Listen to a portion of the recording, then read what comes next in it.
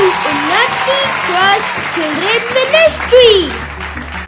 Welcome back, children, to Unnati Trust's Bible Story Time.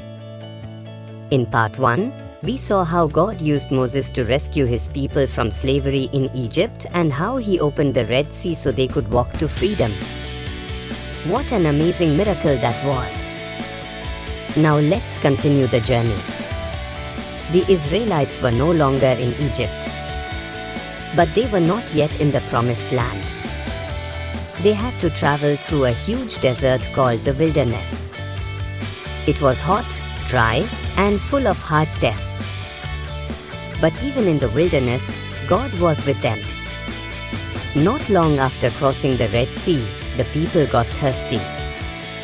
There was no water to drink, and they began to complain.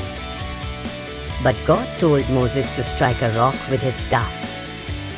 And when he did, water came out of the rock. Enough water for everyone to drink. Children, the Bible later says that this rock was a picture of Jesus. Just like water came from the rock to give them life, Jesus gives us living water for our souls. When we trust Him, He fills our hearts with His Spirit and joy. The people also got hungry. There was no food in the desert. But every morning, God made a special kind of bread fall from the sky. The people called it manna, and they ate it for many years. Jesus said, "I am the bread of life." Just like manna gave the people strength in the desert, Jesus gives us strength to live for God every day. As the people traveled, they came to a big mountain called Mount Sinai. There, God spoke to Moses and gave him the 10 Commandments. These were special rules for how to live, to love God and love others. But while Moses was on the mountain, the people became impatient. They made a golden calf and began to worship it like a god. This made God very sad and angry, because the people forgot how He had rescued them. But Moses prayed for them, and God forgave them. Children, this is another picture of Jesus. Just like Moses stood between God and the people, Jesus stands between us and God. He prays for us, forgives us, and brings us close to the Father. God also told Moses to build a special tent called the tabernacle. This was a holy place where God would live among His people. In the tabernacle, the people gave offerings and were reminded that they needed forgiveness for their sins. Everything in that tent, the lampstand, the altar, the sacrifices, pointed forward to Jesus. Jesus is our true tabernacle. He is God with us. He is the perfect sacrifice who died once for all, so that we could be forgiven forever. As the years passed, the people kept moving through the wilderness. But many times, they still complained and disobeyed God. One day, they even spoke against God and Moses. So God sent poisonous snakes among them. The people were bitten and began to die. Then the people cried out for help.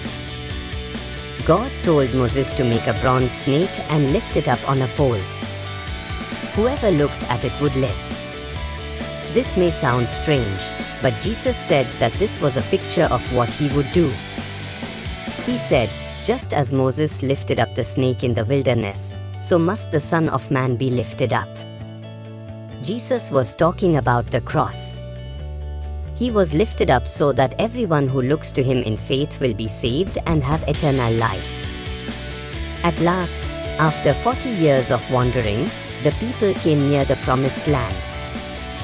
God took Moses to the top of a mountain called Mount Nebo. From there, Moses could see the land God had promised. But Moses was not allowed to enter it, because he had disobeyed God once when he struck the rock in anger instead of speaking to it. Even though Moses died on that mountain, the Bible tells us that God Himself buried Moses. That shows how much God loved him. But the story didn't end there. Hundreds of years later, Moses stood next to Jesus on another mountain, the Mount of Transfiguration. That day, Moses saw the true Savior, the one he had been pointing to all along. Children, Moses was a great leader, but he could not bring the people all the way into the promised land. Only Joshua could do that. And in the same way, the law and good works cannot save us. Only Jesus can bring us all the way to heaven, the true promised land. So what can we learn from this? We learn that God is faithful, even when we make mistakes. We learn that Jesus is the rock, the bread, the lamb, and the one who was lifted up for us. We learn that we can trust Him every step of the way. The Israelites had to walk through the wilderness for 40 years, but God never left them. He guided them, protected them, fed them, and forgave them. And Jesus does the same for us today. So let's keep following Him with thankful hearts. Thank you for listening to part 2 of Moses' last 40 years. Keep trusting Jesus, the one who leads us safely home. Today's memory verse: Proverbs 3:5 and 6. Trust in the Lord with all your heart. Never rely on what you think you know. Remember the Lord in everything you do, and He will show you the right way. Let's revise. Trust in the Lord with all your heart. Never rely on what you think you know. Remember the Lord in everything you do, and He will show you the right way. Learn this memory verse until we meet again. Bye-bye. See you soon.